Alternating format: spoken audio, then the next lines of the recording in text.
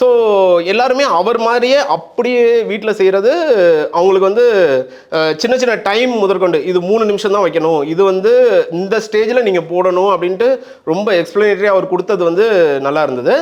அதை வந்து வீட்டில் செஞ்சு அவங்களுக்கு ரிசல்ட் கிடைச்சோன்னே ரொம்ப இது நிறைய பேர் சப்ஸ்கிரைப் பண்ண ஆரம்பித்தாங்க. அப்படி தான் இப்போ வந்து பார்த்துட்டு போயிட்டாங்கன்னா முடிஞ்சிடும்.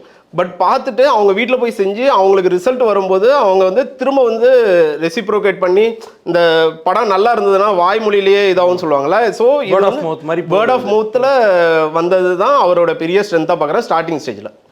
அதுக்கப்புறம் வந்து அதோடு நிறுத்தாமல் அவர் வந்து இந்த ரொம்ப அதாவது அவர் 3rd வரைக்கும் தான் படிச்சிருக்கேன்னு சொல்லியிருக்காரு. அவர் நிறைய இன்டர்வியூலையுமே சொல்லியிருக்காரு.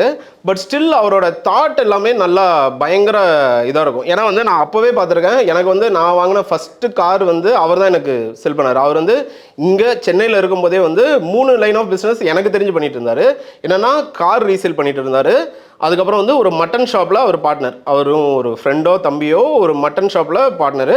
அந்த மட்டன் ஷாப்லேருந்து அவங்களுக்கும் அவங்களோட கேட்ரிங் பிரியாணி ஆர்டர் வந்ததுன்னா அந்த இதுலேருந்து அவங்களுக்கு மட்டன் போயிடும். இங்கேயும் சேலும் லோக்கல் சேலும் நடந்துட்டு இருந்தது.